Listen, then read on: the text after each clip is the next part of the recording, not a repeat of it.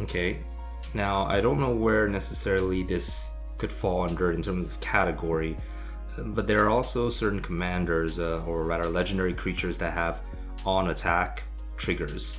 So this is interesting because it opens up a different playstyle slash deck building method. So one which most people would know, because I believe it's also a CEDH commander, is Zur the Enchanter. So he is Esper for 4, so it fits in the category of what's it called, being 5 CMC and under, so it's a good like rate, and it's also in the strongest control colors in my opinion, Esper. And then whenever he attacks, he gets to search a enchantment from your own library and put it into play. I think it's like 3 CMC and below. But anyways, the point is that this also falls under the more control-y type Voltron commander, because you're not really playing a full control build and you're winning with a different method. You're winning through commander damage, but you're just doing it in a more gradual way. So another one I'd say that would be interesting, let's see,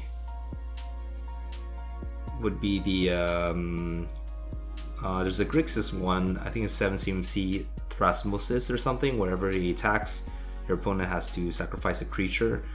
So that one's also playable. It's at 7 CMC, it's really high, but it gives you access to Grixis 3 colors. So if you want to go that route and you have a good way of sort of giving him haste, like, oh no, he already has natural haste, that's fine. If you can survive long enough, that is a viable option. Although once again, because he's 7 CMC, I don't really like playing commanders above 5 CMC. As I mentioned before, you need a lot of reliable ramp in order to make it playable. So another one which may fall under the category would be Karloff of the Ghost Council. So that one's black and white, and generally you'll play him in sort of like a Soul Sisters build. So it's more pillow 40. Oh yeah, Zur is also potentially a pillow 4 commander. You could build him that way, I mean. And another one that comes to mind would be the Bant Tuvasa. So that one's also interesting because you're playing more of an Entrenches deck, right? So you're very pillow 40, you're very much into card draw. Enchantments are generally difficult to remove, and each enchantment in play, the first enchantment you play draws you a card if he's in play, and then he gets +1/+1 for each enchantment in play. So it's kind of like, how should I say this? You can like play it as a full Enchantress deck, basically. Enchantress Pillow 4 is probably the best way. And then with Karloff would be Soul Sisters. You can also play like that new black and white, I forgot what's it called. The new companion. Yeah. Give me a second. Yeah, Lurus. So with Lurus, you have to, if you play it as a commander, you can. It's pretty resilient because you play low to the ground. It has lifelink, and all your permanents has to be 2 and below. But there's a lot of things you can cheese with that. Things like Mishra's Bauble, things like Lion's Eye and Diamond.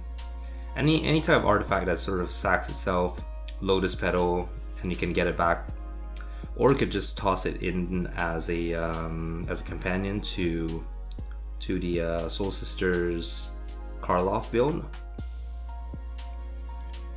And then the last type of commander, a Voltron commander, I would like to bring to people's attention is the Spell Slinger type, right? So you'll be mainly focusing on sorceries and instances. And one which recently came out in Ikoria that I'm really excited to brew around is Rael the Everwise. So how she works is that whenever the first time you discard cards in any turn, you draw that many cards. So it gives you access to a lot of niche cards that would usually be bad but just work well amazingly with her. Perhaps if once my brew is like done, then I'm going to share that build with you guys, and you can take it in many directions as well, like cycling. That's what I'm thinking about at the moment, but we'll see.